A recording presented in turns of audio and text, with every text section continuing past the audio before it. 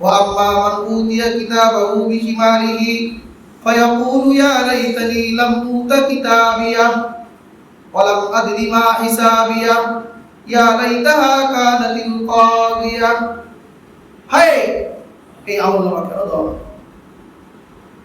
এই ফয়সালা কেন শোনা হলো? এইভাবে করে সে আফসোস করবে, নিজের জীবনের উপরে আফসোস করবে। ঠিক মতো পড়ালেখা করে নাই, এখন সে বুঝে আসতেছে, আফসোস করবে, এটা কাজে আসবে না। তো ঠিক যে আজকে আমি এই বছর ফেল করছি, আগামী বছর পাস করার সম্ভাবনা আছে, দুনিয়ার মধ্যে একটা চান্স আছে, সুযোগ আছে, কিন্তু আমার জীবনের পরীক্ষায় যদি আমি ফেল করি তখন কিন্তু আর কোনো চান্স নেই। সে শুধু বলে যাবে মা আগনা আন্নি মালিয়া হালাকা আন্নি সুলতানিয়া, আমার অর্থ সম্পদের জন্য যে আমল ত্যাগ করেছি সেগুলো কোনো কাজে আসলো না, আমার রাজত্ব নেতৃত্ব যার জন্য আমি দিনকে বিলীন করে দিয়েছি, দিনকে পরোয়া করি নাই, যে সেটাও ধ্বংস হয়ে গেছে।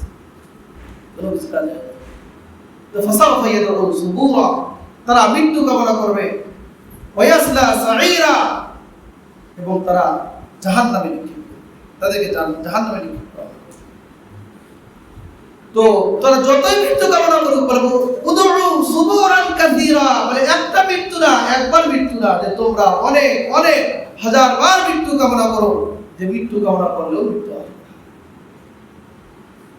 সম্মানিত হাজিরিন, এজন্য যারা এগুলো ভুল করতেছে, যে সামান্য জীবনের সফলতার জন্য আত্মহত্যা করতেছে, এটা কত বড় অপরাধ, যে তার শাস্তি হলো যে সে জাহান্নামে গিয়ে বারবার আত্মহত্যা করবে।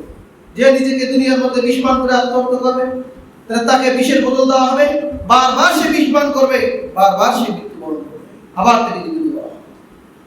যে চাকু ডুবাই দিয়া তার হাতে চাকু দেওয়া হবে, যে উপর থেকে 2 তলা থেকে উপরে নিচে পড়ে গেছে, তাকে বারবার উপরে তুলে দেওয়া হবে, বারবার। তার শাস্তি এটাই। সে যেহেতু মুসলিম, এক সময় না এক সময় তার অপরাধ ক্ষমা করে জান্নাতে যাওয়া হবে।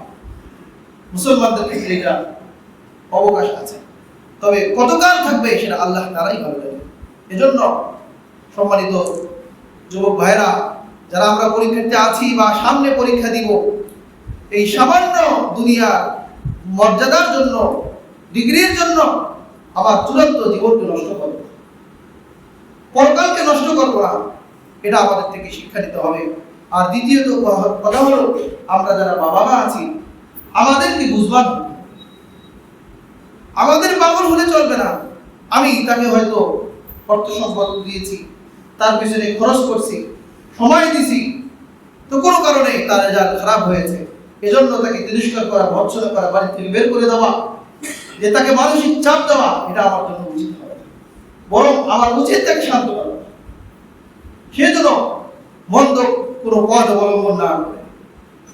বাস এবার হয় নাই, আগামীতে হবে।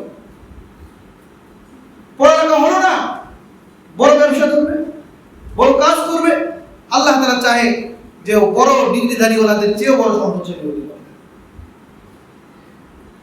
যে অর্থ সম্পদ আল্লাহ তাআলা যার ভাগ্যে যতটুকু রেখেছেন এটা আসবেই, চাকরি করলেও আসবে, চাকরি না করলেও আসবে। রিজিক আল্লাহ তাআলা ওয়াফিস সামাই রিজকুকুম ওয়া মা তুআদুন, যে প্রত্যেকের রিজিক আকাশে আল্লাহ তাআলা বরাদ্দ করে রেখেছেন, তার কাছে পৌঁছে যাবে, সম্মানজনক ভাবে অসম্মানজনক। ওমা মিন দাব্বাতিন ফিল আরদ ইল্লা আলাল্লাহি রিজকুহা, জমিনের মধ্যে এমন কোন বিচরণশীল নেই যার রিজিকের দায়িত্ব আল্লাহ তাআলা গ্রহণ করেন। সুতরাং ডিগ্রি দিয়েও আল্লাহ তাআলা আমাকে সম্মান দিতে পারে, আল্লাহ তাআলা আমাকে রিজিক দিতে পারে ডিগ্রি ছাড়াও। এজন্য আমাদের পরকালকে নষ্ট করা যাবে না, পরকালকে সামনে রাখতে হবে। দুনিয়ার পরীক্ষায় অসফল হলে যেরকম আফসোস আসে, পরিজনদের জন্য যদি আফসোস আসে, তাহলে আমার এই যে পরীক্ষা চলতেছে, প্রত্যেকটা মুহূর্তে আমার পরীক্ষা চলতেছে, এই দুনিয়ার পরীক্ষায় আমি কতটুকু কৃতকার্য হতে পারবো, এটা আমাদের চিন্তা করতে হবে।